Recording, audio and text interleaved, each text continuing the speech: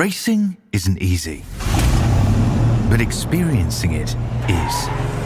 iRacing puts you in the driver's seat with the industry's leading sim racing game. Drive on laser scan replicas of the greatest racing circuits from around the world. Go head-to-head against other drivers chosen by skill-based matchmaking to ensure competitive racing at every level. Compete across all your favorite series. In officially licensed cars, engineered to deliver the most accurate driving experience possible.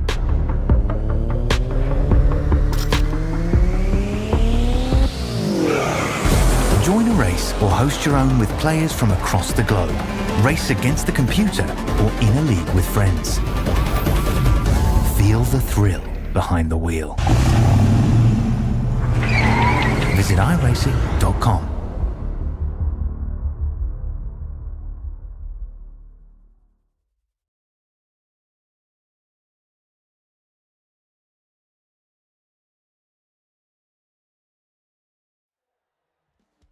Good evening, race fans, and welcome to the finale of the Australian NASCAR Truck Series from Iowa Speedway.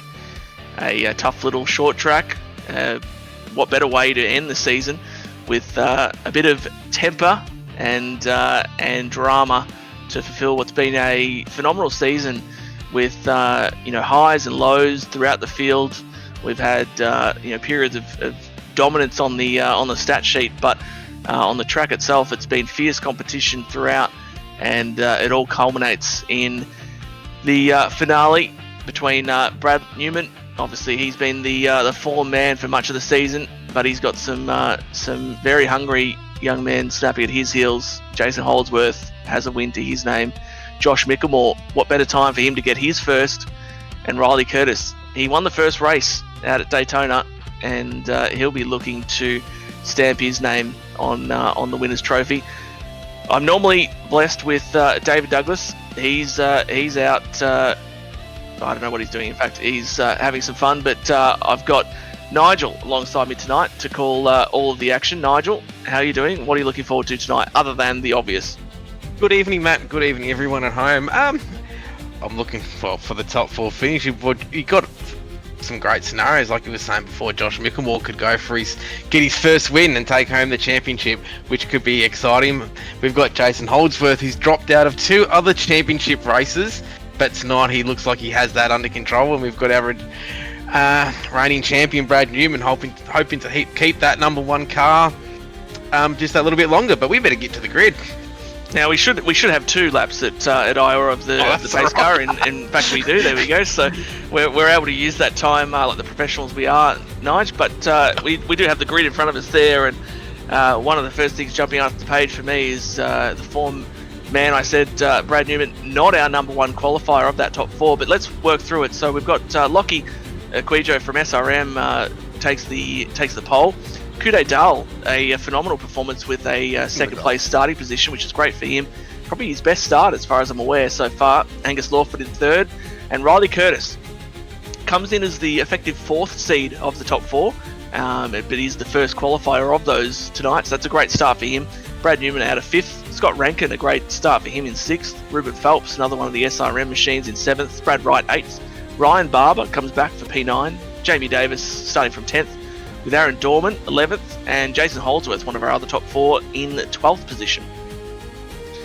Go down to 13th, and we've got Bradley Cairns, one of our rookies for the season, in 13th. Tom Pritchard, Southern Stars, in 14th, and we've got the green flag. I'll jump in. Nice. We've got the green flag, and away he goes. Lockie with a nice start. Obviously, Kude Dahl on the outside, probably giving a little bit too much room to Lockie, if anything, but perhaps he knows something I don't on the outside there, and he's getting a great run through the middle of the corner, in fact, and there he goes. He should clear for the lead. Kude Dahl. This could be, wide. I believe, yes, 4 wide. In fact, like you said, championship challenger Brad Newman not wasting no time on the bottom there, getting that one done. I believe this will be Kude Dahl's first lap led of his career, which at least in this series. So that's an awesome result for him. He may have led a few in pit stop exchanges, but that's his first lap led in anger. Now that's Lockie dropping through the field, is it not? In fact, it is. He's had an absolute nightmare of a first lap or two. Look at that 42 truck really struggling. But Kude Dahl jumps out, and we got one around. And that's right. I think that's Brad Wright. In fact, it is, and he saves that. That won't be a caution. One thing we did miss was Riley Curtis make an absolute blinder as well to jump up to P2. So he still leads of the championship contenders. There he is in that second position, looking very well prepared. He will just want to try and make sure he keeps those tyres. The thing for Riley tonight, Nige, will be understanding that although it would be great to go out with the glory of the win, that's not actually what he needs to worry about. In this current moment, he's winning the championship. With a second place finish, it doesn't matter if Coudet wins, Riley will win the championship. So he doesn't need to go out there like a bat out of hell, all guns blazing, trying to beat Coudet. He just needs to be aware of where Newman is and Holdsworth and Michelmore. And at the moment, Holdsworth and Michelmore are on the struggle bus in 12th and 13th position. Well, again, for all those watching at home, those red highlighted drivers on your screen, they are your championship 4 to keep an eye on as well. But Coutet Dow, what an incredible run. I think he's been doing some practicing on this new Iowa track. We've got a car around too, the 253. He's gonna keep that. We're not gonna go yellow, which is good. Yeah, no caution, but Aaron will be disappointed with that one. Had a great starting position out of the 11th spot, but it looks like he just kind of got caught on the bottom there. Maybe got a little bit of wheel spin. Has he on the exit? Yeah, there you go. Just that tail just coming around, and he's just held it down just to make sure he doesn't jackknife up in front of the field, and then wrapped it around there. That's nice little recovery. As we see Newman here coming under a little bit of pressure from Scotty Rankin. He's very formidable on the old microphone, but tonight he's showing us that he's pretty handy behind the wheel as well. Nice run so far, already up 2 positions and looking quite handy. I know he's very keen on his prospects at that Nürburgring 24. I'm not sure what the end result was, Nigel, if you caught that. Did he get his win that he was up? No. We'll have to check in on that one. That was he was very, very up and about for that race. But there you go. You got the graphic on the left there with the playoff final 4. Newman, Holdsworth, Michelmore, and Curtis. Of course, that's not the order that they're currently running in. At the moment, it would be Curtis, Newman, Michelmore, and then Holdsworth rounding out the last of those. So not been a great start so far for Jason, but I'm sure he will be just trying to bide his time a little bit. Hopefully there's a bit more speed on that truck. He did say, I'm not sure if you're listening into that last one, Nigel, when Jason was interviewed, but he mentioned that he had great fortune in the truck race where he didn't do a whole lot of preparation. So he was going to try and apply that mindset to this one. I'm not sure that's going to get the job done tonight, and hopefully his current position is not a byproduct of that lack of preparation. Well, let's hope not. But there has been some trucks in this field that have done some preparation, and I look at the 152 of Angus Lawford and the 136 of David Lawler in the top 10 at the moment. Those guys are showing some great pace and have been doing some practice, so that's good for them to see. Have had a great season as well. Holdsworth just sticking up the inside there of the truck ahead of him, but couldn't quite get the job done there.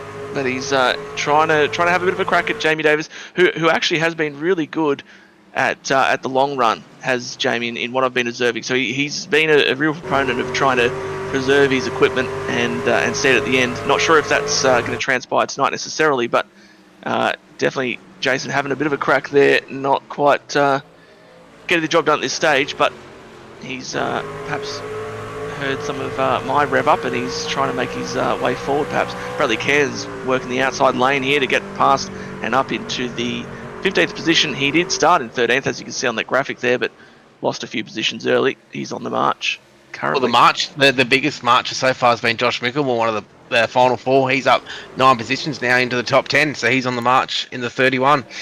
It's a great call. And looking up ahead at the, well, you can see here, Josh started 19th, currently 10th. That's a good run for him so far. He'll just be wanting to systematically, move his way forward. Nothing too egregious, nothing too, you don't want to take too much life out of the tyres.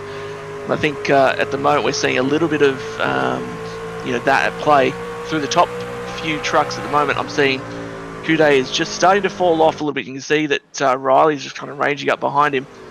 And as well as that's happening, Scotty Rankin's still right up the tail of Brad Newman. But those two are both ever so slowly closing up on Riley as well, just only fractionally faster than him. So I think of these, it would appear that Rankin might be the faster of this 4, just based on the speed he's got. And look, he's going to have a look on the inside of Brad Newman at the moment as they go side by side down into turn 1.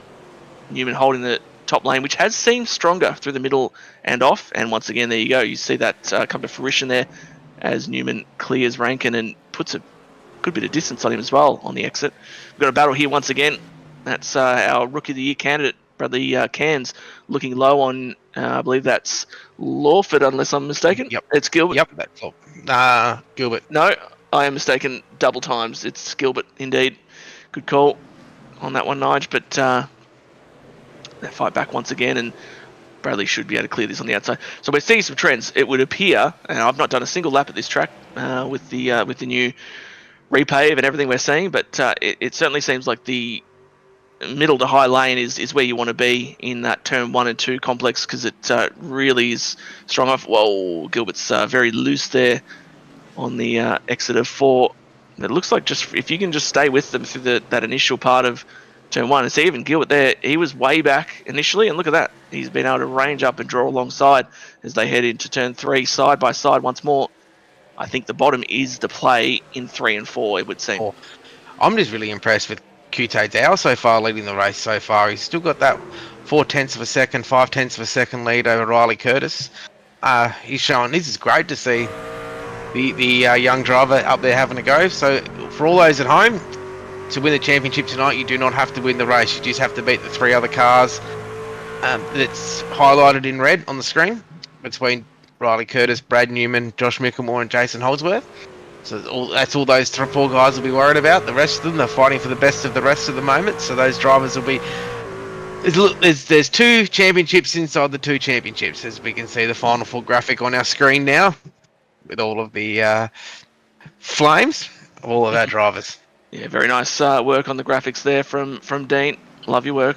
But it's an interesting one because, like you said, it's kind of hovering around that 4/10 margin. That's roughly the same gap that's from Riley back to Brad in the 3rd positions. We've got on board here with Trent Lavelle, smoothest voice in all of iRacing. What I would pay to be able to hear his thoughts at the moment through that microphone. Very crisp, delicious voice. But as he cuts down there, and goodness me, that is that white truck, the 777. I think that's Pammond. But very close for comfort there. We've got a few comments as well. Keep those coming on the Facebooks and the YouTubes and the whatnots. Always, cheer for your favourite driver. Cheer against your least liked driver for sure. Get stuck into the commentators as well. We're never against that. But got a few comments. So we got Steve Gerber said, "Let's get this shooting match going." Thank you, Steve. He's been in the grid a few times throughout the season as well. And Trevor Michelmore, long-time fan, long-time commenter as well, said, "Evening, guys. I got told off for not having a chat on Tuesday night, so I'm locked and loaded. Bring it on." Yeah, that's we love to have a bit of the input. Not sure if you would have wanted to watch that race, Trevor. It was an absolute bloodbath, but it would be good. Maybe everyone goes to school and watches that one. Whoever won the race was brilliant, but thank you for tuning in once again, Trev, and give us all your comments. Love it. And I think Trev, Trevor's got stuck into for not being part of the broadcast. Yeah. Usually they're supporting Josh, and I think Josh might have mentioned that afterwards. He said, "Where's the old man?" in the interviews afterwards. Yeah, we love that. We love that. There's a good bit of racing going on out the windshield of Michelmore at the moment, as you kind of just saw, but. We'll get stuck into a few more of these the chats as well. There's a little bit of a lull in the racing. There was very close quarters there between those two, as that's the 192 machine just making his way by on the inside. That's Jamie Davis again, just working his way through on Pritchard, that should be. And Pritchard's going to have a look low. Oof. And it's good to see our commentator that's in the comments tonight doing some commentating via text, that we did miss the pass for second with Newman. Oh, indeed, we did. Yes, apologies.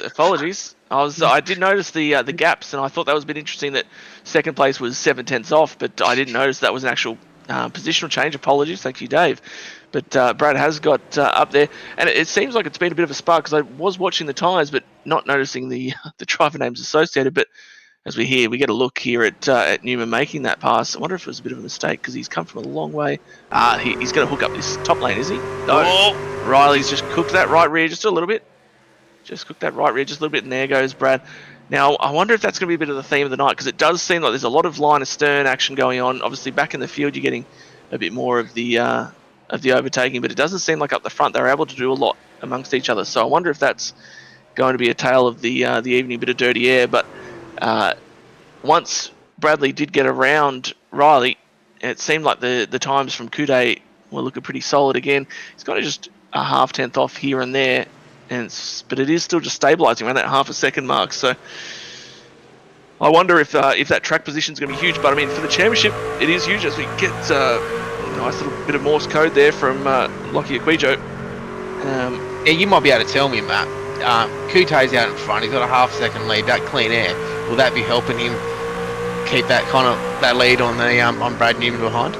Yeah, without question. I would have. I mean, generally speaking, you're usually able to use a few different lanes, even if one is stronger than the other. You know, if you've saved your tyres and you maybe got a bit more speed under your own truck, you can try those different lanes where it's not as affected by the air. But it just seems like they're kind of stalling out here. Time will tell. But Brad's right in that sort of 4/10 range once again.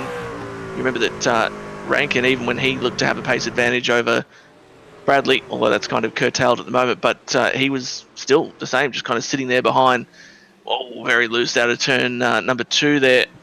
But it seems like more so if you've still got a solid truck under you, it's kind of hard to make too much inroads. You can see here Coude just kind of holding it off. But I also suspect that Brad, he's a wily veteran. I don't think he'll be really trying to go too crazy here because he knows that he's just overtaken his closest competitor for the championship. There's not really any need for him to go wild here. 100%. If he can be smooth and get Coude, then so be it. The thing is that's impressing me at the moment, the experience that Coude is getting right now by leading the race will be invaluable for him going forward. Even if, if something happens, he doesn't win the race, the faster guys pass him, or whatever happens, this experience for Coude will be unbelievable, not just for this race, but going into next year as well, next season. Yeah, and the interesting one is going to be that truck that's just ahead of him. That should be Dorman, I believe. But it's interesting that as soon as Coude's got kind of locked in behind Dorman, straight away that's when Newman has made some inroads. Now Coude's having to run a line he maybe hasn't ran for a while through there, and look at the inroads that the Newman machine does make up through there. So I do think the air is playing a major factor in it.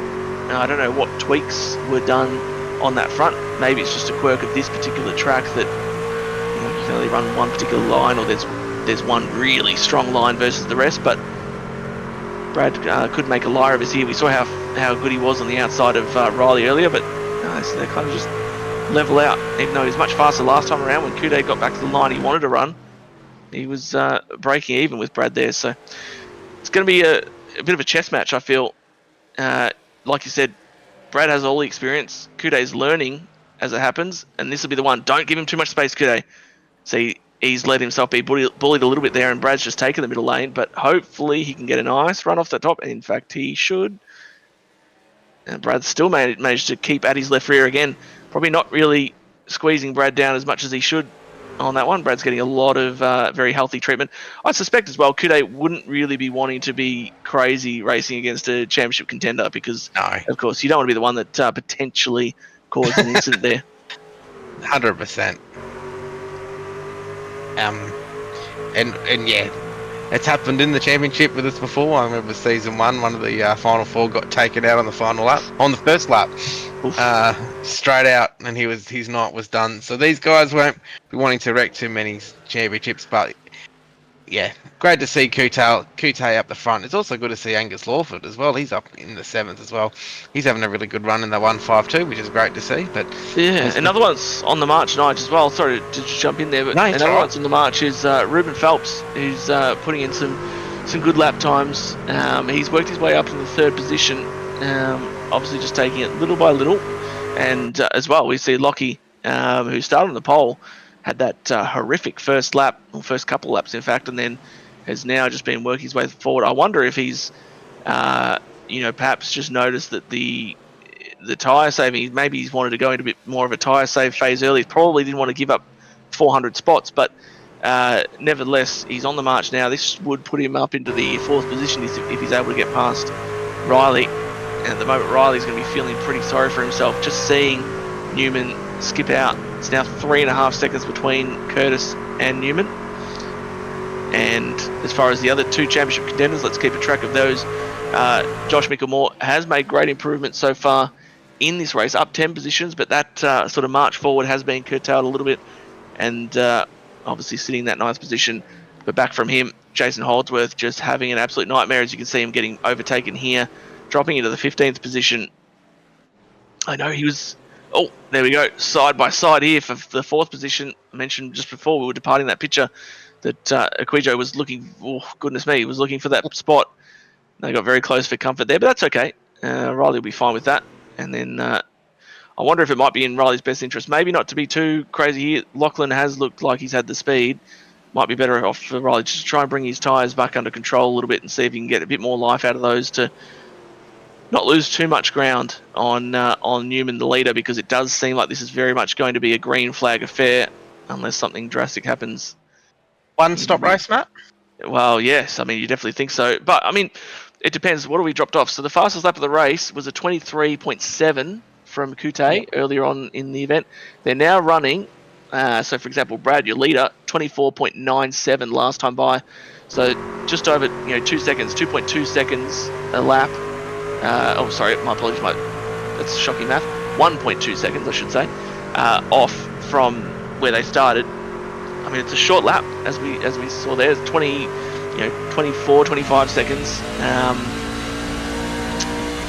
I almost feel like if you're someone like a Holdsworth, although he's lost so much time already, but if certainly a Michelmore, I mean, I wouldn't be against it if I was Riley, really, but doing something different. So if a two-stopper could work out mathematically, it just depends. What are you going to lose? You're going to lose 2 laps in the pits, I assume. Yep. It's, I mean, if Brad's going to try and extend that out, he's going to want to go to about halfway, let's say. So if you were to pit now, you're going to make up a second and a bit a lap. Let's average out to a second once it, So you get that drop a lap off. back at least. You get a lap back at least, and then you get another lap back on the second run. Now, obviously, you lose a bit of time once Brad comes down and gets his fresh tyres. I think it'd be beneficial just off that quick math, but I'd rather go down swinging personally than not. But then again, that was a retirement there. It looked like that one straight to the garage. But yeah, I feel like you kind of want to go down swinging. But then again, Riley's not really that far off. He's only P5, so maybe you kind of hope for a yellow that brings you back into it. Yeah, it's a difficult one. I'm surprised we haven't seen more looser cars out there, to be honest with you, Matt. Because it's a hot track. Yeah, that's true. I mean, I haven't done a lap myself out here. They didn't have a broadcast truck for me to try, but so can't tell you what the repave has done for the grip. But it seems like it's a little bit slippy dippy, but not in an unmanageable way. And I think we're seeing that through the characteristics of most of the trucks, like you noted. So it's probably going to take something egregious, like a bit of contact, like what we could see here when these guys go 3 wide. But they're not going to. They're just going to stick in a nice little formation, working their way past the Dorman truck, which is again just having a little bit of struggles there from that earlier spin, just trying to recover. I wonder if we will see something aggressive from someone like a Michelmore. I mean, Riley, at the moment, let's see what his times are. Last time by was a 25.3 versus your leader doing a 25.0. If you're Riley, you're just you're on the death march at the moment. You need to come down and pit, do something aggressive. You probably need to do it eight laps ago, really, or no, I guess you could do it 50-50-50, couldn't you? Really?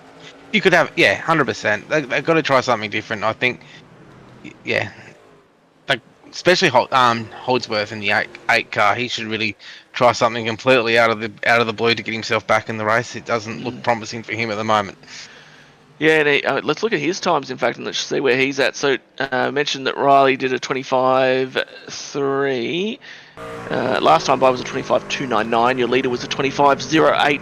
Holdsworth back in the 15th position, not too far off. He did 25.20. So his pace is not dramatically different than his teammate Riley Curtis. Josh Michelmore a 25.3. So perhaps it's just those Nitro trucks not really kitted out for that long run. To give you a bit more context, Ruben Phelps, the last time by, so we just had updated times as they go through the line. Brad Newman was a 25.15.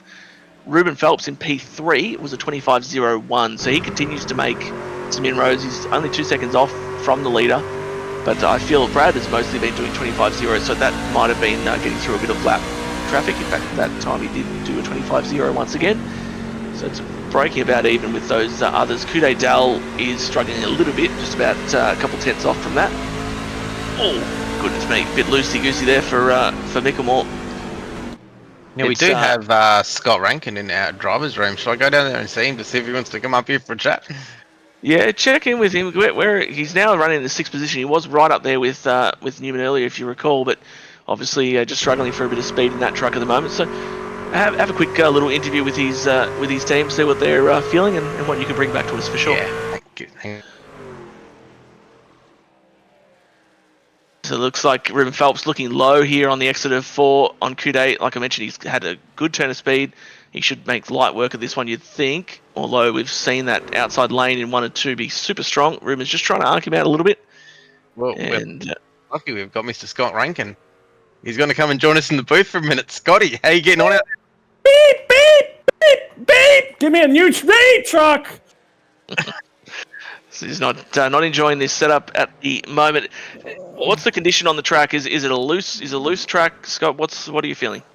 It's ridiculously loose. So the new patches where they cross over and you can't see the seams at all. Okay, so when it traverses, it's then trying to snap on you, is it? Yeah. So basically, the seams that were always there at Iowa, they are still there. It's very, very difficult to spot. So I spent most of practice just trying to figure out what the line was, and figuring out what kind of race car I had, what I had underneath me. So a lot of the problem is, this is actually one of my better tracks. I think I was just having a look back. The last time I actually raced here was in 2023, and I actually won that race. I think it was the back end of 2023 when Nigel had just started everything off. I remember that very first season. And it was me, and it was one of the Nitro boys who went toe-to-toe for a win on a VRS set versus a Nitro set. And unfortunately, the Nitro boy had something go wrong. But yeah, it's night and day. The car, look, there's bumps at Iowa, but not this bad. This is horrible. Absolutely horrible.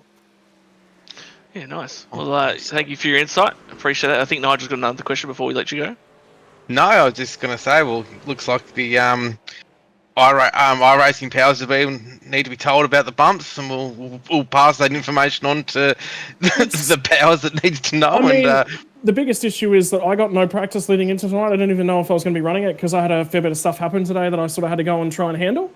And I got that all done significantly quicker than expected. So I've had no practice on it. So it could be as simple as rating the front splitter ride height like a little bit, but the front splitter is absolutely slamming on the deck.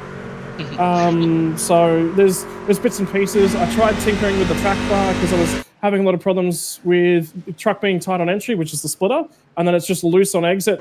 And realistically, what I've learned from running the race here is it's actually the patches on exit that are causing the looseness. So if you have a look at the front few boys in that first part of the run, I was sort of pressing on a little bit, trying to go for some track position. They were actually making sure they were conserving their rears off exit. It's very, very noticeable when you saw me and Brad Newman going toe-to-toe earlier on. Brad was very slow on corner exits. He actually wasn't slow. He was time managing. Yeah, no, that makes sense. And last, thank you for those insights once again. But last thing before we let you go, just for the fans at home, what was the outcome on the Nürburgring 24? A shoey. It was a shoey. Oh, fantastic! So we got the win. Fantastic. We got the done. Congratulations. If I can provide, I do have Twitch clips. I do have Twitch clips available. Oh, of the shoey. We'll have to try and link them in later on. But we'll let you get back to it. Sounds like it's a bit of a handful, but thank you for your time and get stuck in. Biggest thing I would say for you guys in terms of what you're trying to look for is go and watch the way particularly guys that are on fresh tires, watch what they're doing with the patches on exit would be my biggest thing, and how they're driving around them, because you've actually got you get into the throttle on exit and then you come out of it again as you cross over the patches. It's weird. It's really, really weird. There you go. Straight from the horse's mouth. He's neck deep in it right as we speak. Scotty Rankin in the P6 position currently. Yeah, thank you for your time. Get no after worries, it. Mate. I'm off to go swear at my crew chief a whole bunch more. Good luck. Alrighty, so that's Scotty Rankin. Yeah, now while that's happening as well, again, keeping a bit of a note on the times. Newman does have clear air in front of him. It's not traffic impacted. Ruben has been reeling that in. It did get out to 2.4 seconds at one point in time. It's now down. You're seeing it on the tower there on the left-hand side, just ticking down to 1.7 briefly through the corner, and then obviously kind of yo-yos a little bit. But he's been taking in the order of about half a tenth to a tenth every single lap for the last few. And sure enough, it's last time by a 25.15 for Brad and a 25.07 from Ruben. So certainly the ledger is moving towards Ruben's favour, but Newman won't be too worried about that. I think he'd love to finish this one with a bit of glory for sure, but always loves to win, does Mr. Newman. But ultimately, what he's really worried about is Curtis. We've got a nice little race here. This is Jamie Davis looking ahead at a paint scheme he's very familiar with, no doubt. Just trying to make his way up there past Lawler, that is.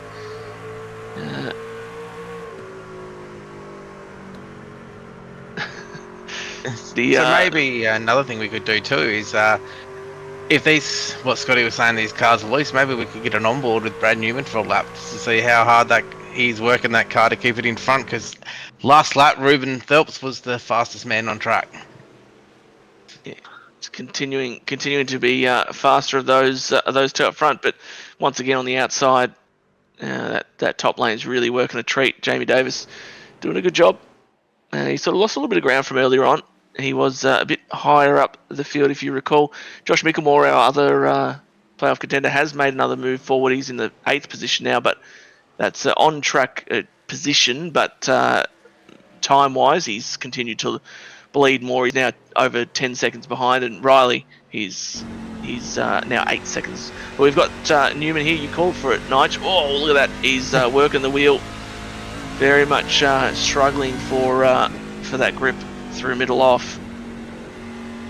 You can see the updated dash for the trucks moving into the new age with the old digital.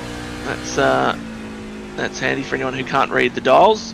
But I mean, it does looks pretty good through the initial part of the course. Just that middle off, obviously getting the power down. Just looks like that's where it's maybe a little bit difficult, but last time by, the ledger swung in Bradley's favour. He took a half tenth away from Ruben, so it's sort of going back and forth. But let's get stuck into some more of these comments. Just catching up. In fact, I saw that, like you said, Nigel, Dave Douglas has been in there, very active, but he said I'm snug in a tent on Morton, I guess, Island. Morton Island. I've been informed that's in Brisbane. Nice. Currently listening to waves crashing on the shore. Nice. Yeah, it's delightful. Yeah, so he's got the waves crashing, and then he's got our delightful tones. So lovely to have you once again, Dave. I was going to say, it's good to see Dave's keeping an eye on us, making sure that we do the job properly for him while he's on his holidays. Exactly. I wonder, certainly down in Melbourne, it's extremely cold. I wonder what it's like up there. But yellow. Yellow flag is out. Let's see what's happened here. We've got one in the pits, which is usually a telltale sign that something has gone awry. Let's see what's happened here. Right up on that seam there.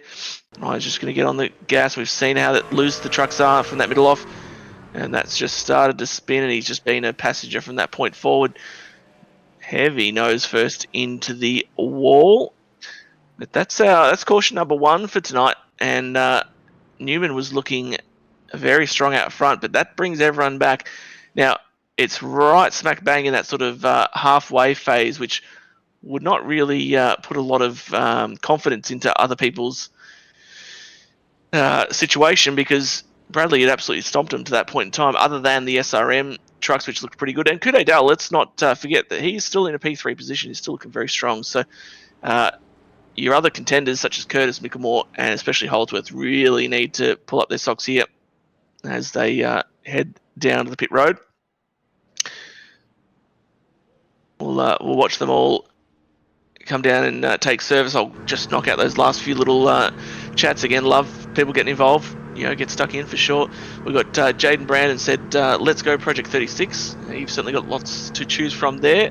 Let's go Project 36. I reckon that's Brendan Griffiths. I reckon he's not racing tonight. I reckon that's who that is. That's him. He's got the old joint YouTube. Love that. And Tertiary Coot said, I'm going for number 77. Goes 77. Then he went absolutely bonkers when Dean on the cams had Cameron front and center. So good work, Dean. They're getting the prime time for the favourite man there.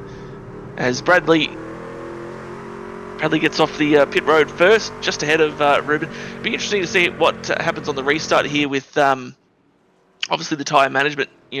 Scott Rankin had mentioned before when we got that interview that early run management is key, and we saw that come into to effect with how well Phelps and Aquijo were able to work their way through the field after giving up time early. So it's clearly some benefit there. Even obviously we saw with Brad, he was not attacking early; he was just letting the race come to him. That sort of thing is going to be needed here as well. A bit of patience. But then again, what if there's another caution quickly after? Do you try and get track position and then save, or do you save with the objective that it's potentially going to go green the whole way? That'll be the strategy. But gotta go for it, don't you? We've got a couple more comments real quick. We've got Jared Philsell. He's in there with Upper Numo, so big time Brad Newman fan there. I reckon solid teammates. I reckon solid driver himself. Not really known for his oval abilities, but that could well change. I'm sure he'll be quickly on the scene. Geez, I reckon we could get the smoothest voice in sim racing in the drive in the chat very shortly too. How many? Could you imagine? Could you imagine that velvet voice just blessing us all? Look, he's got the HSV hoodie. Which a big fan of that. He's in the driver's room. I'll go and see him. I'll go and see if he's available. You check in. Loves a quick interview, does Nige, so thank you. We've also got a few more comments. Doggy says, how's the fire, DD? Doggy loves getting stuck in with a couple of comments towards Dave Douglas during the broadcast. It's good to see him checking in even when he's not there. But Ryan Barber says, I'm sorry, gutted, steering damage earlier, and I couldn't do anything to save the car. That's fair enough. These things happen. Good effort all season, Ryan. Sorry that obviously ended up on that sort of note. We do have the lights out on the pace truck, so we won't waste too much time. I don't know if we'd want to get Trent in at this moment. We want to be focusing on keeping the nose pointed forward on the restart. But Doggy also says if Newman doesn't win, we need number one driver to come back and show why he's not playing Oz. Don't know who that'd be. And Fine. Yeah, a few more we'll get stuck into those in a moment. We've got the green flag, and look at that. Newman just absolutely launches it. Kude Dale does follow pretty well in third, but Newman's just spanked him on that restart. Jumps away to a nice lead. Doggy says in the chat, Danson number one.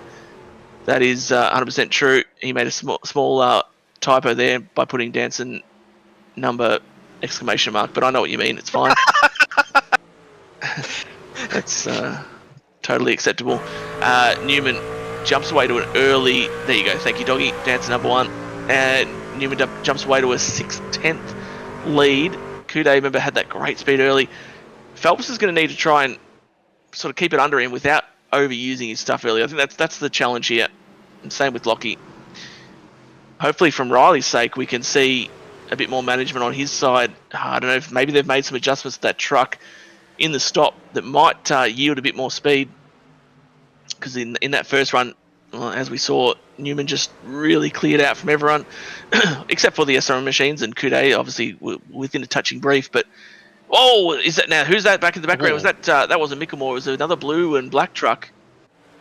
I thought that was one of our championship contenders of Michelmore, who was. Or it was Cameron Pament. It looked like a black and blue truck, but you may be right. Yellow. Oh, we got another yellow. Oh, Holdsworth's gone around. Oh, that's your final. Oh, no contact though. No contact, so no damage. He's going to be all right. But that's one of your final four. He's had an absolute nightmare of a championship race. We'll see what the caution was for. He'll be dirty on wrecking that after the yellow was already out. In fact, I wonder if he was trying to check up or something and he's just dropped it. But there's a bit of talk on the chat between Aaron Dorman and Cameron Pament. So unless those two have had a little bit of a training of each other's paints and shared a few. Let's if we can get a quick look at the 67 of Trent Lavelle, I believe. Yes, so he's got that blue and black truck I was talking about. I'm quite sure that he was the one that I saw sideways off of, I think it was turn 2. Or was it turn 4? No, here it is. So there you go. There's the contact. I just saw it out the back there. I saw it perpendicular, and I thought, oh gosh, that's one of our Championship 4. But in fact, it. Yeah, look at him. He's just absolutely giving the stare down to whoever it was that turned him. But he'll be coming back. He's had a few of those little adventures at different times through the season. Just kind of a learning season for Trent. Oh, look at that. Yeah, no, I mean, there's nothing he can do there. That truck has just kind of come up and met at the left rear.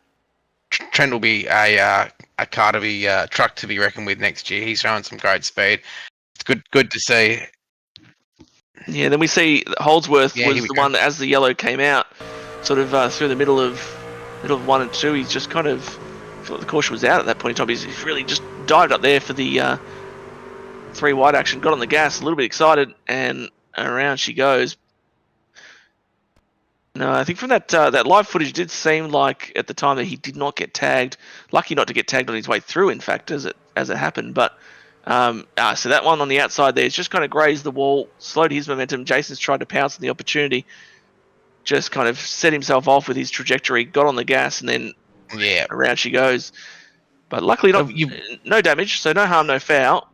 Maybe a bit of an ego hit, if anything, but he'll be happy. He'll be happy to be able to re-rack him, restack him, and have another crack. You have been requested to the 8 pit wall for a driver swap there too. I did see that. Yeah, lights are still on the pace car if you wanted to. I know you were trying to grab Trent earlier. Was he keen to jump in, or did he give you a bit of intel on what his situation is? Obviously, it's changed. He didn't want to do it on the restart, so maybe I'll just drag him in and we'll see. No, go. Just go and ask him for some intel. Just ask how he's been travelling and any little tidbits. Oh no, he's going to go and do the opposite. That's okay. We don't. Big fan of the interview and then relaying information. But we got the man himself. Hello, Trent. You've oh goodness me, listen to that. He's been racing hard and obviously got in a little bit of biffo there. But how have you felt like your prospects have been, and what's the mindset on the restart here? To be honest, I'm just trying to keep the thing on the track. Yeah, that's valid. And I mean, it looked like there wasn't really a great deal of fault to be sort of placed on yourself there on that last one. It looked like you just were holding your line, and unfortunately the other truck just kind of drifted up a little bit and got into you. But I understand that you are getting ready to go green here in a moment. But my moment before was what put me in that position. So yes. End of the day, it is what it is. Truck loose, tight. What are you feeling?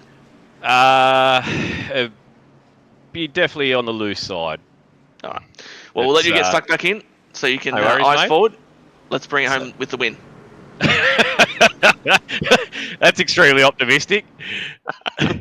Love it. Good luck, mate. I'll have to do a dance and plough through the field to do that. Fingers crossed. Just run the wall. Don't break. Not a problem. I'll see what I can do. Take it easy. Thanks, Trent. See you later. There you go. So that was refreshing, wasn't it? It was delightful. He's got a silky voice. He should definitely be in the comms booth next season if he's not racing both series. But look at that. It's like a coconut drink on a hot summer's day. Indeed, exactly. 3 wide back here with one of your championship contenders, Josh Michelmore, right on the inside there. Scotty Rankin giving him a good bit of space. He knows the situation. And Michelmore gets a bit of the 2-for-1 special there. It felt like he's worked his way up into the 6th position. That's very nice. And just as we look up ahead of that, Riley Curtis is in the 4th position, looking very dangerous behind Kude Dahl. Trying the high line there. That's going to be difficult. To keep it under you, Riley. I think I maybe thought he was getting more sideways than he was there from the camera. He's got a good run. Kude's going to be strong on the middle off, though. Don't forget that. Tyres are in their peak mode at the moment. Kude should be pretty strong there. So that's an unfortunate one for Riley. Someone's around. 192's around. Oh. And we've got trucks avoiding. One of those was Brad Wright, but there we go. Jamie Davis has gone around. Wait and see what's happened there to bring that. I was just going to say, if Brendan Griffiths, if you're watching out on YouTube, if you want to jump into the booth, we'll drag you in and you can be the spokesman for Project 36 since we're doing some interviews. Ooh. Yes, the sixes just cracked loose on the outside there, and Davis was minding his own business. Brad Wright just gets a little bit of treatment there himself, sent to the bottom. But it was that six machine. I think that's Pritchard, if I'm not mistaken. Just gets a little bit loose on the outside. Yeah, but he's exactly. And then he just comes down a little bit, and then Davis is right there. That's unfortunate for Jamie. He was minding his own business there, and obviously no intention from the six machine. He's just gotten loose, and he's just trying to catch it. But I think that number on the side of that machine might be a little bit wrong. I reckon that's 91. I think that's the 90. I think that's the 91. In fact, it's Tom Pritchard. Yeah, presented as a 6, but it's maybe just a really fancy cursive 91. Whoop. There he goes. Yeah, loosey goosey. Yeah, it's just one of those weird ones. If you caught it just the wrong moment, just getting your left front tapped like that can really just bring the whole truck around. But nevertheless, everyone up the front just tries to regain their breath and get ready to set it up once again. I do feel like these the yellows, in a way, will be helping people like Riley. These people, Josh even Josh as well. Yeah, these people that didn't seem to really have the greatest in terms of long run speed, but this gives them an opportunity to be a bit more competitive because we're not going to have as many laps. We're now down to 62 laps to go, so it's the less of a run it is, less of a long run it is, the less you need to really worry about the whole tyre saving situation. They've shown they've got decent outright speed, so that perhaps puts them in a bit of a better spot. We did get some new fastest lap of the race being put by pretty much everyone on that last run. Obviously, track temp, it seems like, has come down a little bit, so a bit more grip in the circuit, but also a bit more putting him up on the dash and just going for it. Ruben Phelps currently with the fastest lap at a 23.56. That's very nice. But 17th to 1st is what Tertiary Coot has commented in the chat. Not sure what he's referring to there. Perhaps I think he's willing his favourite driver, Cameron Pamet, for a big charge. Anything's possible. That would be an awesome situation to watch unfold. But he'll have to overcome some very strong competitors for sure. And this is going to be interesting restart. Josh Michelmore, he's got his teammate in front of him, and Riley. They're both for the championship. I don't know. I just feel good that Josh is going to take this one home. Wow, that's a huge call. 60 something laps out from the finish night, but I just got the vibe. I like you putting out. There we go. Got a bit of a live look for Tertiary Coot. There's your number one driver. Just kind of taking it all in, assessing his prospects. But if you're Riley, if you're Josh, you'd have to be somewhat confident being on the outside lane there to maybe pick up a position or two, because that outside lane has looked really strong, particularly from the turn 1 and 2. But that pace truck, the lights are out, pulls down to the pit road. We're in the control of the number one truck of Brad Newman. Will he go early? I think he will. In fact, there he goes absolutely right as soon as the zone began, and he's just launched himself away. Riley Curtis in that fourth position looked like he was a bit asleep, but didn't get the greatest launch there at all. Riley got very up close and personal with the wall there on the outside, but Ruben clears himself for second once more as Riley looks to the outside of Kudadel, and he should get there just about, and he does, as they're side by side down the front stretch and into turn 1. If Riley can just keep his left front at that point, and he does, he should be able to clear Kude, I would imagine, here with that momentum, and that's exactly what he does. So Riley Curtis chalk him up to a P3. Josh Michelmore, with a watching brief in the 5th position currently, so another position gain for Josh. Both of those Nitro trucks, in fact, gaining 1 position so far on that restart each. So that's a continued march forward, but it's going to be a matter of, well, how does Newman manage things now? He's out front. Probably, does he want to give up track position? Probably not now. He Definitely not. would have known what it was like last time, having to save and all that sort of thing. He probably wants to maintain that as best as he can, whilst still not giving up too much. And Bradley Cairns started 13th, currently 12th. Doesn't really tell his story because he dropped back a little bit earlier and then marched his way up a bit more. So he's kind of been yo-yoing a little bit through the field. But one truck I am seeing which has pulled their finger out is the number 8 truck up in 10th position. He's the 4th of the Championship 4. Not trying to be harsh on Jason, but just obviously I know that he would be, wanting a better performance out of himself. Yeah, that's right. He's in this Championship 4 for a reason, not just by default. He won on his own merit with great speed, dominated the race. So he would have been expecting more from this one. I know he enjoys this track as well. So he's on the march again. Looks like he's really trying to get what he can out of that truck at this moment. And this could be a little bit of what I was touching on earlier, where, do you go for it early, try and get the track position, then worry about tyre saving later, and maybe hope for a caution. And once you've got that track position, it's probably too late to really just be sitting around, if you're in his position. So he is on the march a little bit now, working his way up nicely into a P9 position, not too far off from his Championship 4 peers. And also too, Ryan Barber's been released from the medical centre. He's available for a quick interview. We can find out what happened with his truck while we're counting down the laps. I'll give once my computer wants to work. By all means, I know you love an interview. There we go. Ryan, welcome to the booth. What happened tonight? Out of the medical centre? Everything fine? Yeah, I don't know, boys. Might have broken legs, but I came into this race. Not really expecting much. Like, obviously, it's a championship race, and I'm not in the final 4, so I was essentially just here to fill the grid and have a bit of fun. But but just before I put her in the fence, I gave the wall a tap on the exit of 4, and that effectively bent my steering, so I was 90 degrees to the left when I was going straight. So as soon as the car cracked right, coming out of turn 4 a few laps later, I was just along for the ride. It's unfortunate for the 05 car, but we should see you back next season in the Southern Stars eSports car. Yeah, man, I'm super excited. Obviously, you released the schedule in our Discord earlier, and when I had to scan over it, I was jumping around and clapping, so I was pretty excited to get the ball rolling for season 2. So Daytona is a strong track for me and the boys, so I'm looking forward to that. And just looking forward to it. Can't wait. And just gonna put my best foot forward and pull up to the track next time. Hopefully, with my head screwed on. Well done. There was Mr. Ryan Barber in the 05 car. He is out of this race at the moment, but he should be back for season 2 as we got Brad Newman out to a half a second lead.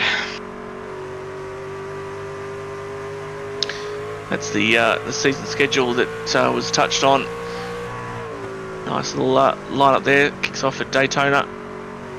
Nice couple of road courses as well. Mid Ohio, Watkins Glen. Oh, that's goodbye to the schedule. We got some action here. We got to cut to as Josh Michelmore looking low on Kude Delt. Oh, just about had that cleared. Nice run off the corner. Actually, we've not seen that from many trucks all night. So he's going to get that done as we get to the turn 3. Oh, come on, just clear yourself, Josh. Clear yourself. Clear. There you go. Attaboy. So that's huge. That's P4. Good boy. That's right. P4 for Michelmore. That's a nice rhyme. But he's looking strong, but I say that with a slight caveat because he is 2.5 seconds off the lead. Riley Curtis 2 seconds off the lead, just below 2 seconds off the lead. Newman still looks incredibly difficult to beat out front. He's last time by was 24.3 versus 24.4 for most of the rest of the field. At least the next fastest. Cameron Pammett is taking an early stop, and that truck looks very worse for wear. If I'm not mistaken, that left side doesn't look happy there either. I think. Well, he's hit the wall hard. He's tried to extend the track out like I normally do, he's. I think He's he's pulled trying to in. extend the infield. It seems like with the side that's hit, it's the left side is very much rearranged. Oh, Right side that's looks right. nice, but so he's gone down. Looks like it hit maybe the inside wall, or he's somehow done a full rotation, and somehow we've not had a caution as a result. But still some more battling here. Scott Rankin working with Andy Barber, the remaining Barber in the field. Trying to sort of recover. Obviously, Scotty would have made some adjustments, you'd imagine, from the earlier situation, probably as well, taking into account the tyre saving, because he was pretty, up and about as far as the need to tyre save. So he's probably trying to get a little bit more out of that truck, and maybe, hopefully, we'll see a bit of a comeback from Rankin towards the end of the run. But here we go. We've got nice one more graphic, just the best of the rest. So this is an interesting one with Gilbert and Davis, obviously very closely matched in points. Currently, Gilbert is running in the 17th position, whereas Davis is in the 12th position. So that's a 5-point differential. That would put the ledger in Jamie Davis's favour. So that's bragging rights within the team. Yeah, exactly. Those other drivers, Dorman has experienced troubles. Blundell, actually, he's running in the 18th position, so he's not doing too bad. But Pammett as well, as we just saw, experiencing some difficulties.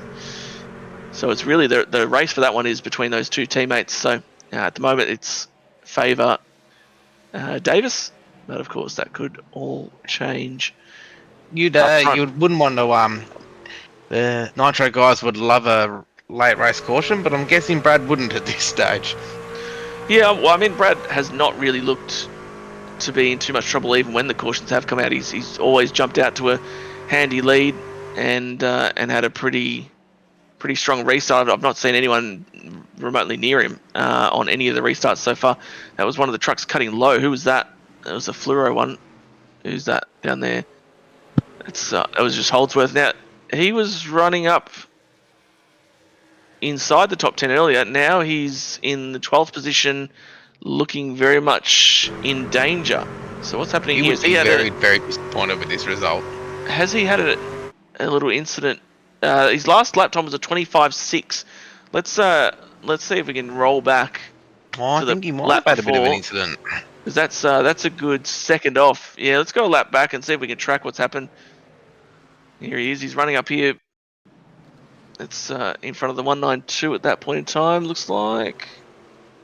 So what's happened? It was behind. Oh, yeah. It must have only gotten worse. I feel like it's because he was running further up than that, and it's just started to really plateau. He was obviously trying to get after earlier. Oh, look at that gaggle there. One of those drivers really getting after it as well was one we spoke to earlier, Trent Lavelle. I did see him up a bit higher than that before, but I think that's just paying the price for that charge.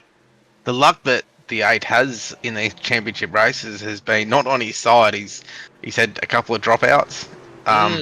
They've got here. Remember the first season, he got it completely wrong with strategy. And then the Southern Stars car of Adam Malone actually won that championship.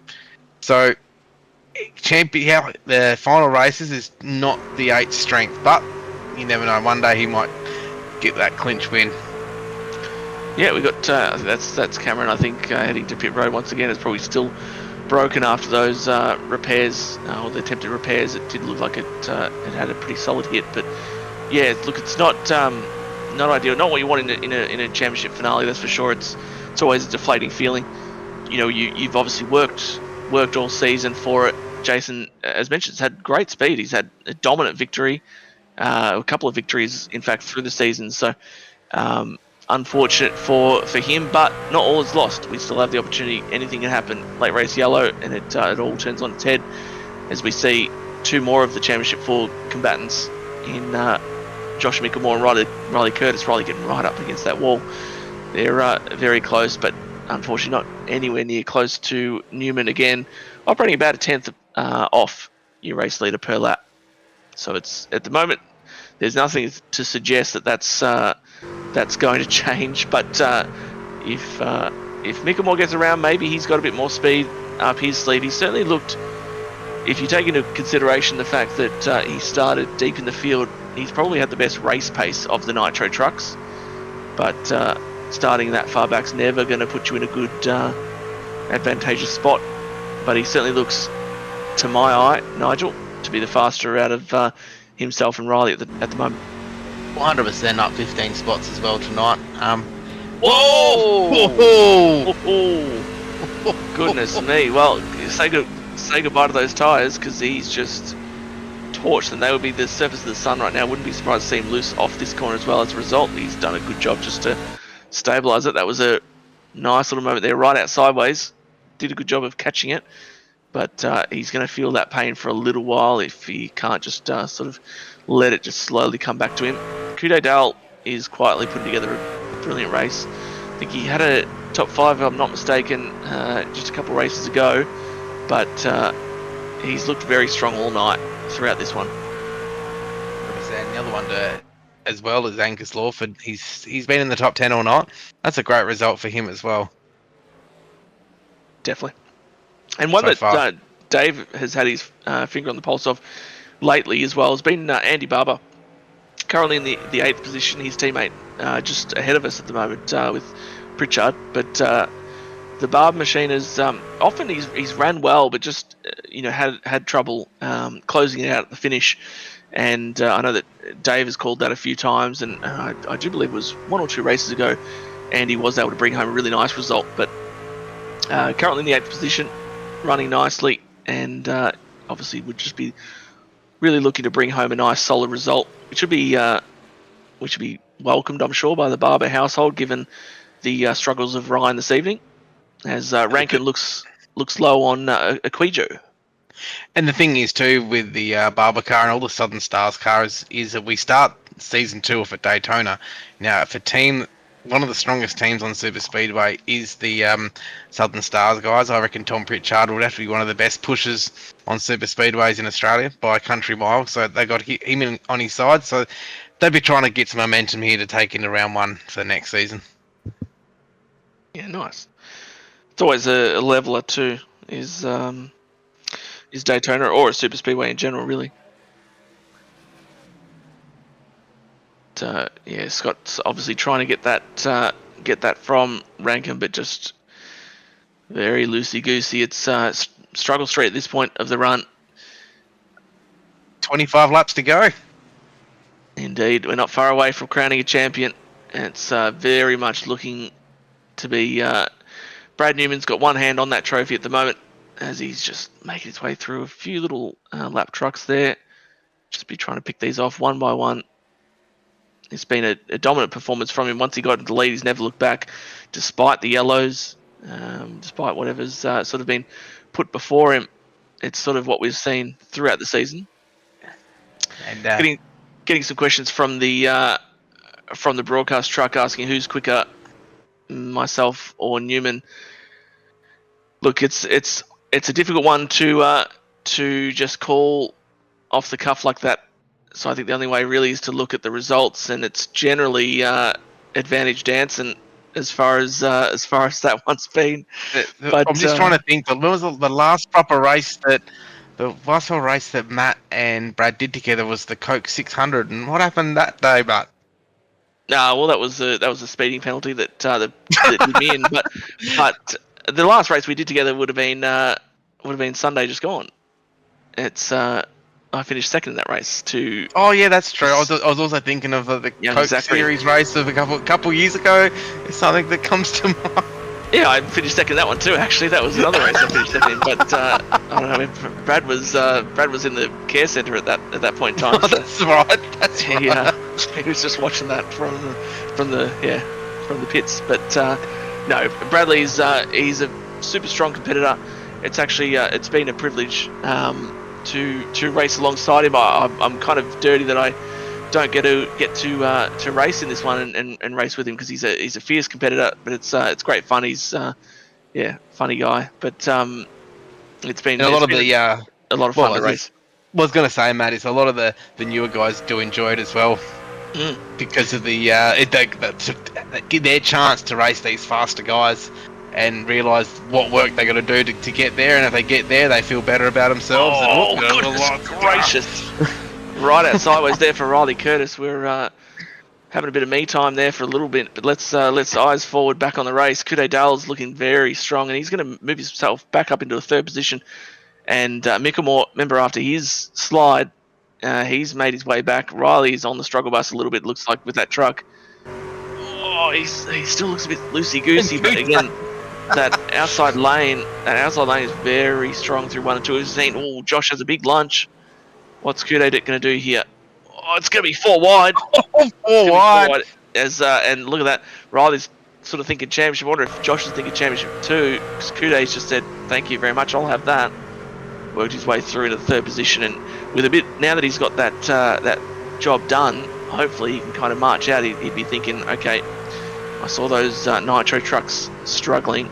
Here's my time just to put a bit of air and solidify this top 3 position for myself. But up front, it is still Newman. Ruben Phelps once again on that long run as Michelmore looks low on Curtis. Ruben Phelps still very strong in the late phases of the run, but is it going to be enough? He's a 2.5 seconds off Newman. He is just ever so slowly edging closer. The thing is, with Bradley, it's one thing to catch him. It's one thing to get even alongside him. It's a very different thing to pass him. It's he's got a bit of the sort of Schumachers about him in a way, or if you're a NASCAR aficionado, a bit of the Ryan Newman. He loves to get the elbows out. It's never anything too egregious. He doesn't seem to cross the line, but he certainly will put you right up against the line by the throat, and just he'll race you as hard as they come, and so he should. That's what it's all about. He's, as he says, he's here to race, not to run line astern. As these two get stuck into it once again, Riley's really wanting that bragging rights in the Nitro camp. Probably a bonus on offer, I suspect, for whoever is the top of the Nitro drivers. But Michelmore is looking. He still looks the faster of the two, but Sibley is, like we were just saying with Brad. It's one thing to catch. It's another thing to get past. And if Riley can just keep holding that top lane, it seems, through the certainly through 1 and 2, but I suspect also through 3 and 4 to a certain degree. I think he'll go a long way to holding this off. And all the while, Lachlan Akuijo is looking very strong, and Scotty Rankin as well on the bottom there. Look at that. Look how speedy he is. He was saving his stuff. We'd seen him drop back earlier. That's exactly what he was doing. He saw. He mentioned in the booth. He saw how much of a difference that made for those other drivers, and he has great power coming up off the corner. So he saved those rear tyres. He'd given us that foreshadowing, and here he comes. Ryan Barber in the chat said overtaking is difficult here. We've definitely seen that, Ryan. That's a great observation. It's proven to be very difficult because he almost gets cleaned up there from Lockie. He sent it in from Narnia, but thankfully for Rankin, he was able to kind of take stock of that situation. It's given them some breathing room though to the two Nitro trucks ahead.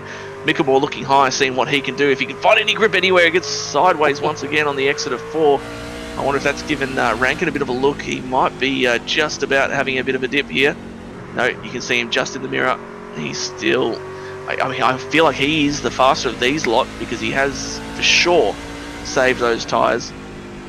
He's looking all around to see what he can do. But, again, how hard do you race one of these final championship 4? It's... you don't want to... Obviously, seeing how loose the trucks are, you don't want to get up there and just have a bit of incidental contact that wipes them out from the event, even though it is very much in the court of Bradley Newman as those two get very close there on the exit. Going to run side by side into turn 3.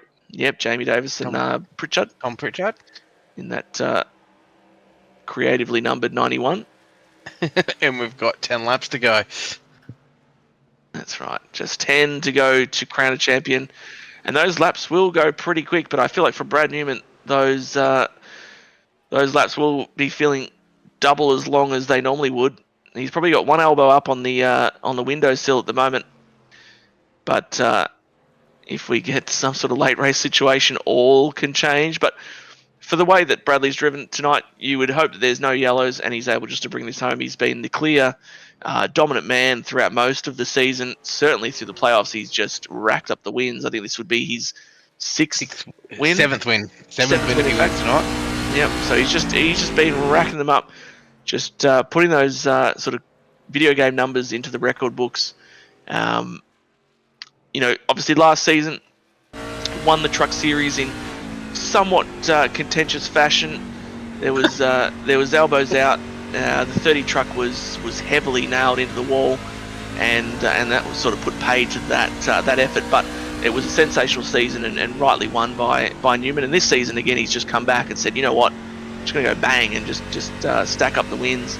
And then he's made a statement tonight as well. We've seen obviously some drivers fall by the wayside a little bit, and then others just be so close but just not quite there. But Newman has shown really what it takes to be a champion, and he set the benchmark, and he's only 6 more laps away from etching his name into that trophy once more. He certainly definitely would have pretty much got the esky open in that truck now. I imagine the beer would start coming out very shortly, I would imagine, as we count down these laps.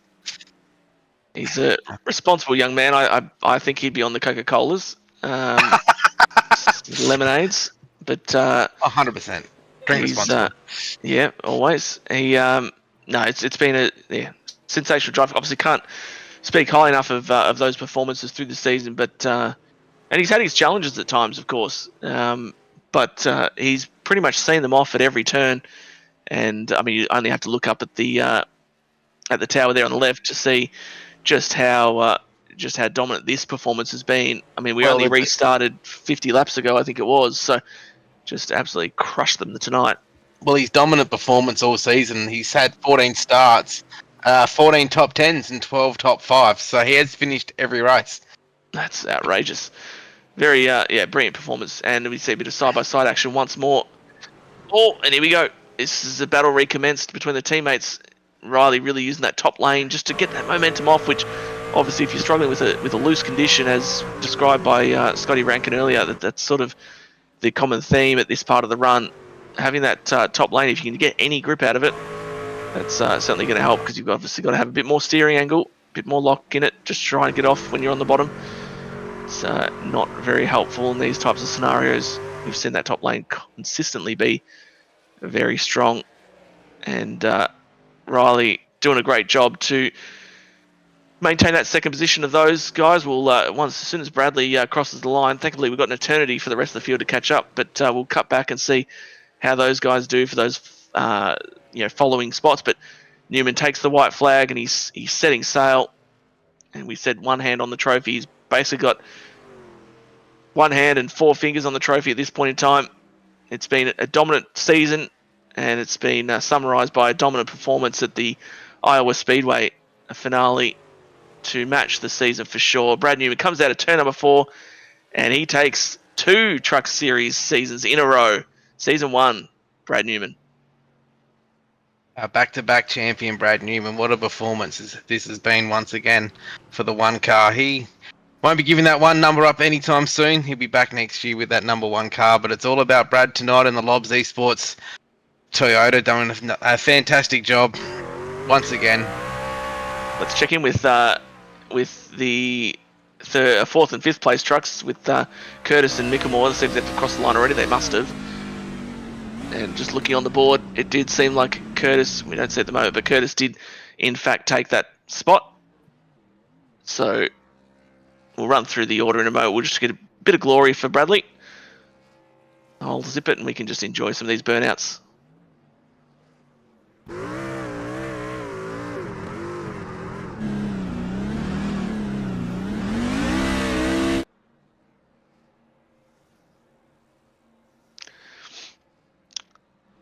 Phenomenal performance once again.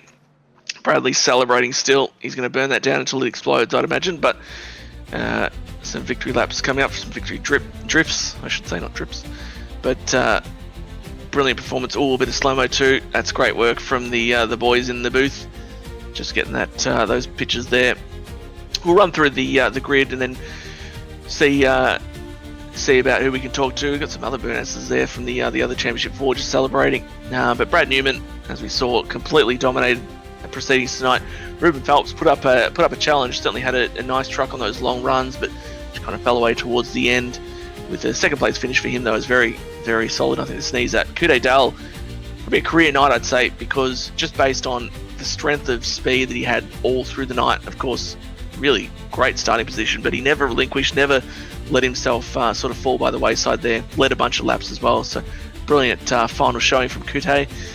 Riley Curtis, I think he'll be pleased, but also there'll be an element of disappointment, I'd imagine, with coming so close. But a solid second in the championship and a fourth tonight from Riley. Josh Michelmore third in the championship and fifth tonight. Another good run, good battle with his teammate towards the end. You can see there's just only a tenth between the two. Scott Rankin had a really solid run in sixth. He said this is one of his favourite tracks. Lachlan Aquijo, our pole setup, sort of dropped back to seventh at the end. Jamie Davis from Project 36 with eighth. Andy Barber, nice finish in ninth, was able to bring it home in the end with his teammate Tom Pritchard just behind in 10th. Bradley Cairns had a great season for his rookie campaign with an 11th position tonight. Angus Lawford out of 12th, and our final playoff driver, Jason Holdsworth, just really didn't have it in that 8 truck tonight. Unfortunately, wasn't able to. I reckon called that. Yeah, wasn't able to put his best performance in, unfortunately, which you hate to see it from a Championship 4, but obviously nothing to sneeze at for that season. Did get a bunch of wins and showed some great speed. So 13th position from Jason there with Trent Lavelle. We heard from him earlier. 14th for him. Brad Wright had some struggles at different times of the night, but wound up with a solid 15th with Lawler in 16th. And then now we get to the drivers that had a few more troubles than others, so multiple laps down. Gilbert in 17th, Blundell in 18th. Cameron Pammett, we saw him hit the wall hard. He was 10 laps down in 19th. Dorman had troubles early. He was in 20th. Ryan Barber, we spoke to him after his big contact with the wall. Thankfully, he's okay. 21st for him, and Calvin Clark round out the field in 22nd. So, Nigel, wow. We obviously can't say enough about the performance of Newman. We'll get to speak to him in a moment. I'll run through some of the commentators real quick as well. We'll get some brief advertisements in. But few of the highlights. I did finally see another pop up from Trevor Michelmore, who called out the commentator's curse. That was when I was commenting on, or we were commenting on Michelmore's progress, and then got the right out sideways action happening. A few more cheers for Andy as well, which we'd love to see, and some comments on the 4 wide. Obviously, some commendations as well for the broadcast and everyone behind the scenes. So thank you for that. Appreciate those comments. Some Championship Cup emojis from Ryan Barber, obviously towards his hero Brad Newman, and Trevor Michelmore being a gracious racing dad. Congratulations to Brad, and great season of racing. He'll be proud of his son's performance with a very solid top 3 in the championship, and also Josh goes for it all over again next Tuesday in the X Series. So we'll get some commercial commitments completed, and we'll come back with some interviews.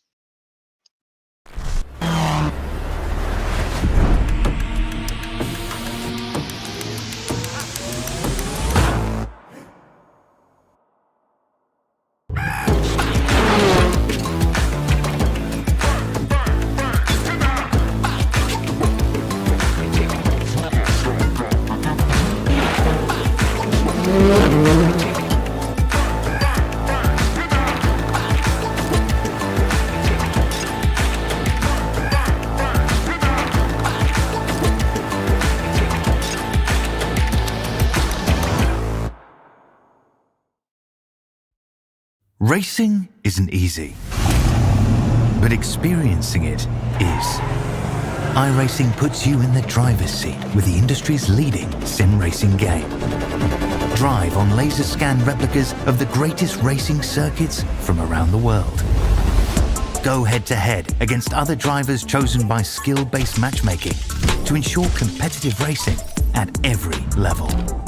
Compete across all your favorite series.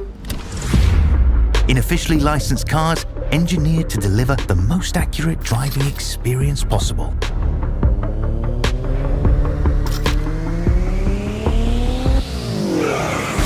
Join a race or host your own with players from across the globe. Race against the computer or in a league with friends. Feel the thrill behind the wheel.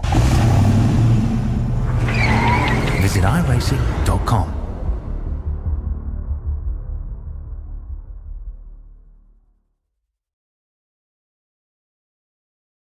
Welcome back, race fans, and for those just tuning in, well, you missed not necessarily a cracker, but you certainly witnessed or missed a dominating performance from the number one truck, which he was the four-man going into tonight, odds-on favourite for the championship, and he showed why that was the case. We've got a few drivers to talk to. Nigel's ran down to the pit lane and grabbed a couple.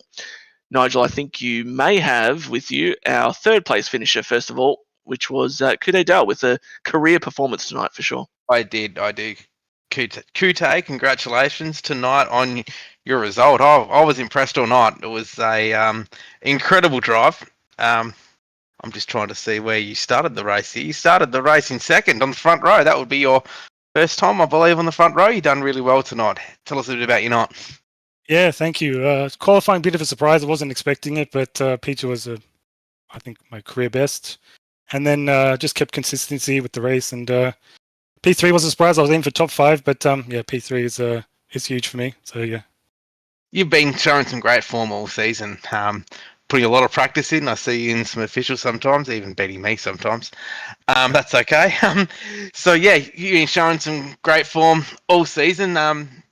You're starting to feel a bit more confident in the truck. Yeah, just trying to get better each week. I mean, the officials really help, and just getting a lot of practice, and then running with the fast guys obviously helps. So yeah, just putting the seat time and trying to get better each week. No, well, you certainly showed some speed tonight. I was hoping you get the win tonight. I was cheering you on from the booth. So yeah, congratulations once again. Just shout out to all your sponsors and fans and family. Yeah, just you guys for putting all the events on. P1 Racing, especially Blake and Dante for all their advice, and Mum and Dad for watching at home. Well, congratulations, and we'll see you again in season 2. Yeah, definitely. For the first race at Daytona. So congratulations, Kute. You've done a really good job this season. It's great. It's great to see some of the new ones coming through and showing up some of these faster guys. It's great. Congratulations. Thanks. Looking forward to next season. Love that. And Kute Dale has had a great, probably more so second half of the season, really come on, and especially the last few has awesome. Shown a strong footing there, and also built up a bit of following in the chat here and there. A few comments going his way, so a bit of a fan favorite for sure.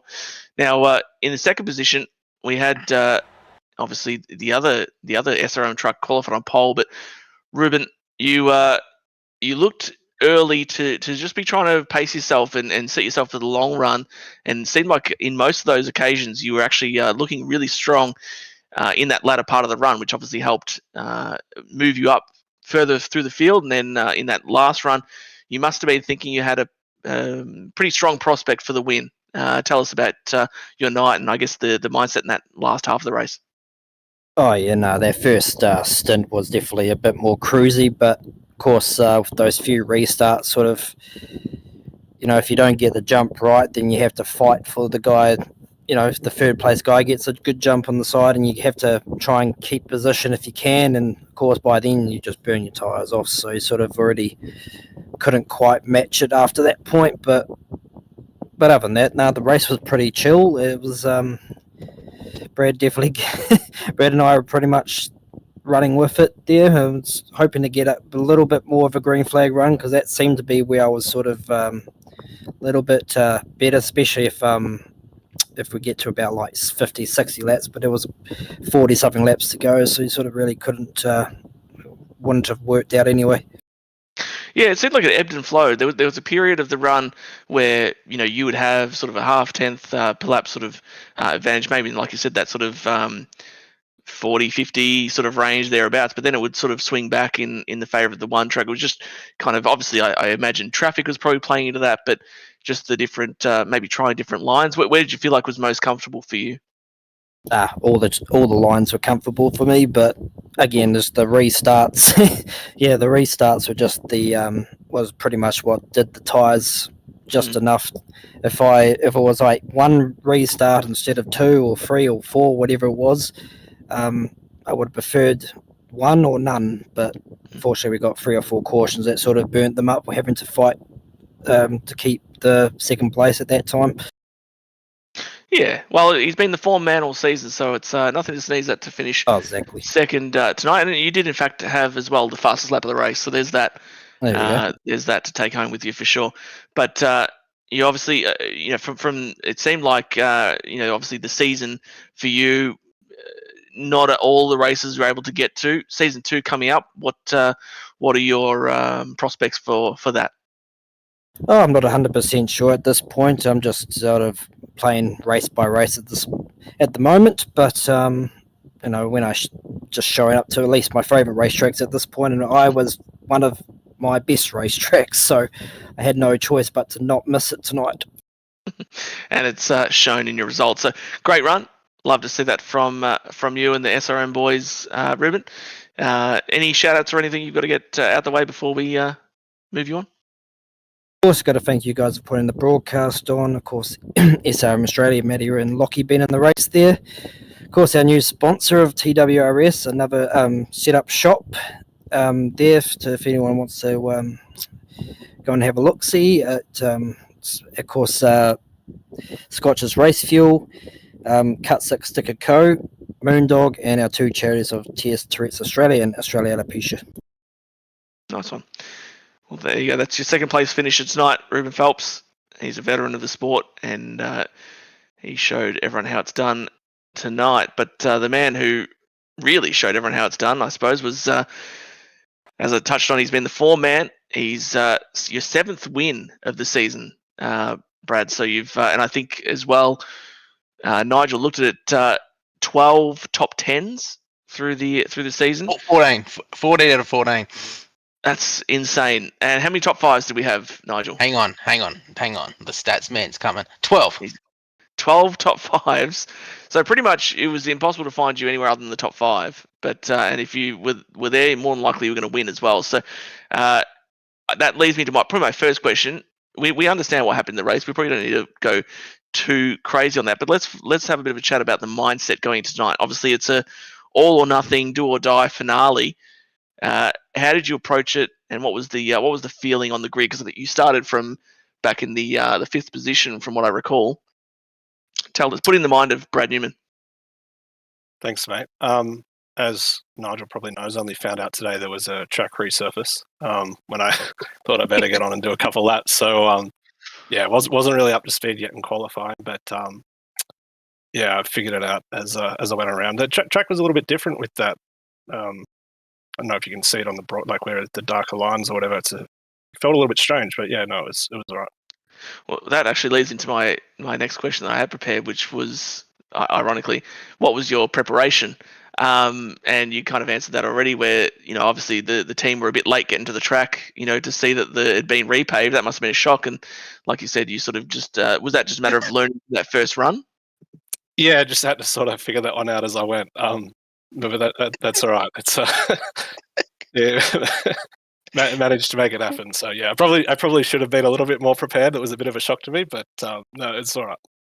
It's a shock to me too, because I didn't realise until I'll be honest, Brad messaged me today and said, "Is it 2011 track or it's the new one?" And I absolutely had no idea until we sorted it out in the admin. So I do thank Brad for that. Oh, there you go. So Brad and Nige, we're going to race the DeLoreans, go back to 2011 and that's right. Race those out here. That's good. But that's right. So you're rolling into the track as the pavers were rolling out. That's nice as well. The differences in the track with the repave, you mentioned it did feel a bit different. Was it vastly different, or was it just more of a visual? You couldn't quite see those seams, or did it actually feel specifically different to what you were used to in previous runs? I'm not sure how much of it was just like the rubber line or if it was the actual service or what, but like if you were coming up out of the new stuff, like the right rear seemed to get a little bit loose, like coming out of it or whatever. So I was just trying to be a bit mindful of staying in that like racing line. Seemed like 1 and 2 was maybe a bit nicer to run that sort of second or even kind of third, I guess. What would you say? Yeah, it's like 3 lanes. I'm just watching the pictures of your car at the moment. I feel like in the past that's been a lot bumpier and more difficult to run there consistently. It seemed like that was more of where the speed was, sort of running that higher line through 1 and 2. Would that be roughly correct? Yeah, I found it was more comfortable up there, but it just wasn't as quick in the earlier parts of the run. So like just on the fresh tire, I had to be a bit lower. But as soon as the like tires had warmed up a bit, I found it more comfortable just moving the car up a lane or two. Nice. And obviously, a massive highlight would be tonight's race with closing out your second championship in a row. And, we touched on as well the vast number of wins. But amongst all of those results, can you pinpoint a highlight of the season? A head-to-head or some sort of battle or result that you had that stands sort of head and shoulders above the rest, where you're like, that was a satisfying drive. I'm happy with that one. Not really, mate. I've got a shocking memory for this kind of stuff. I just enjoy all of them racing, whether I win or not. I just enjoy getting. I didn't know if it was going to be was it Auto Club that you bet, Matt? Auto Club. Well, I like Auto Club. Auto Club's one of my favourite tracks. But, was there any I bet? Did Matt turn up to any? Was there any I beat Matt at? I think there was. I only did the one where I commentated and the one in Vegas. I did when I was sick and I couldn't commentate. And that was. Go and look. Hang on. I'm going to go look at this. Quickly get me some stats, Nigel. I'll tell you if that was my favourite. Yeah. I can't wait. Yeah, well, you find those. You find those for us. Oh no, I'm not going to mention Vegas. We'll just leave that one where it is. Yeah, Vegas then. Not Vegas. Just the season in general. So which race did you do, Matt? Last week would have been the other one, wasn't it? Michigan or whatever it was. Was it Michigan? Not that one either. No, that was. Yeah. I think I had some issues. Yeah, we just got some technical issues at the moment with Sim Racer Hub, but we can't dive quicker here. Phoenix last year. Phoenix, that's right. We touched on that in the commentary as well briefly, but no. Actually, the stats are back up, and we can go back to 2024. 2025 is not working though. I'll take Phoenix 2024 then. That's fair. It's it's been a brilliant season. Obviously, myself and Dave have mostly commentated through a lot of it. It's been a pleasure to witness and obviously see the I don't want to say domination because it doesn't do service to the challenges, but you certainly saw off basically all those challenges at different times. You've been peerless in the truck, and it's a well-deserved championship. So. Massive congratulations, and I guess we'll give you the floor to get at your usual thanks and all that. Appreciate that. Just thanks to you guys as always for putting these events on, and the guys at Lobs Esports. Thank you. Good man. He's a man of many words. Loves to take the spotlight there, but again, you can't say enough about his performances. 100%. I don't know if we've been able to get a hold of the other championship drivers, but I think we can get Josh, Jace, and Riley in the booth here. We could get all of them in here, actually. We could. I'm not sure if Holdsworth deserves to speak to anyone after that performance, but we'll drag them all in. We'll drag them all in. Yeah, they deserve their moment in the sun for sure. So we've got Jason in here now. We'll drag Josh in here, and we're going to drag Riley in. And this is very random. They don't know this is happening, but we thought we'd get the other 3 playoff drivers in here as well and see what's actually happened.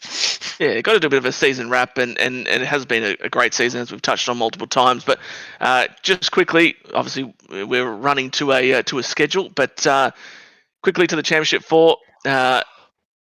Jason. It was a challenging night for you. I know you came in here optimistic of your prospects at Iowa. You're a big fan of the track. Tell us about in 30 words or less how the night went for you. Obviously, from our side, it did not seem like it went your way at all. But give us a bit of insight into the week's preparation and just how it all culminated. Well, we couldn't prepare.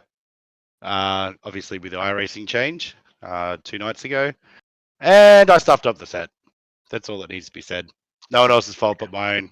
I should listen to my builder. That's a disappointment. And breaking news right there. Yeah, we touched on in the call that it's such a often. Well, I mean, I've been in the position as well. It's a deflating feeling to battle all season, be in the final four, and then it kind of falls by the wayside right at the end. Especially for yourself, going in as effectively the second seed with a bunch of wins under your belt and really some a crescendo of performance leading into tonight. We saw a charge from you at one point. You got up inside the top 10. Was that just a matter of trying to get some track position and hope for a yellow to lock you in and then have a bit more of a challenge from there? Or Well, I needed to. I changed the gear, and I needed to send it then and get track position because I couldn't pass. Yep. And then I was just hoping for cautions and wrecks and be in a better position. So there's not much I could really do. Yeah. Yeah. No, it's a unfortunate scenario, but look, you can be resolute in the fact that you did have that strong performances in, especially I think it was Nashville, if memory serves, where you came out there and really just put the foot to the throat of most of the field. So that was I would say probably the highlight from as one of the broadcasters, I guess. But for yourself, what would your highlight of the season be? Not tonight. I don't really. Probably Nashville. Now that you mentioned, I can't remember the other tracks that I won. Yeah. Just let's go with Nashville. Yeah. Look, it's pretty easy to summarise the disappointment in the number 8 driver there, but I think once a bit of time passes, a bit of water on the bridge, he'll reconcile that it was a good season. So well done, Mr. Holdsworth. We'll traverse up to the next the third place finisher, Joshy. Your father was in the chat saying at least at 31 didn't get us another second place. That's true, but unfortunately it was not in the direction you probably would have wanted to have gone. Tonight, tell us about how the night obviously started off not great with the quali position, but you marched your way through. Tell us about that, and as well, similar question to yourself, what your highlight was of the season. Yeah, I kind of tripped up in qualifying tonight, which put me up the dead last. So it was hard show off the bat. But throughout the race tonight, to be honest with you, I was just fighting with the truck tonight. So is what it is. But it wasn't a too bad season overall. A lot of top fives and whatnot. So, but a lot of top fives, a lot of second places as well, which we've kind of touched on that pain. But what do you think is the? Yeah, sorry, Nigel. What's the move you think that's needed to take that next step forward? Drive the B-cab more. Well, I guess we'll see how that transpires. Now you do still have one more championship race still to contest, so not all lost for you, and there's obviously reason for optimism as a result. So, you getting yourself prepared for Tuesday's event already? Yeah. Now we've been working on some stuff behind the scenes for next week, so we're doing a few races over the weekend as well to make sure we're up there and battling for that win. Definitely, we want to try and get a win this week at Water Club, so we'll see how we go. But definitely going to be working hard to get it on the up and first this next week for sure. Yeah, and what better way to do it than the championship race? I was going to say this then that Josh's biggest fan, Trevor, he's in the chat right now. He's at least the 31 didn't get another ... second. So you got your number one fans cheering you on in the YouTube. I think he'll be cheering on even harder on Tuesday night for the X Series. Yeah, it should be good fun. Good stuff, Josh. Another strong season, always there or thereabouts. He's a seasoned campaigner for sure. Great work on a super strong season and a solid top 5 again tonight as well. And lastly, we move. Thank you for your patience, Riley. We move to Riley Curtis, second.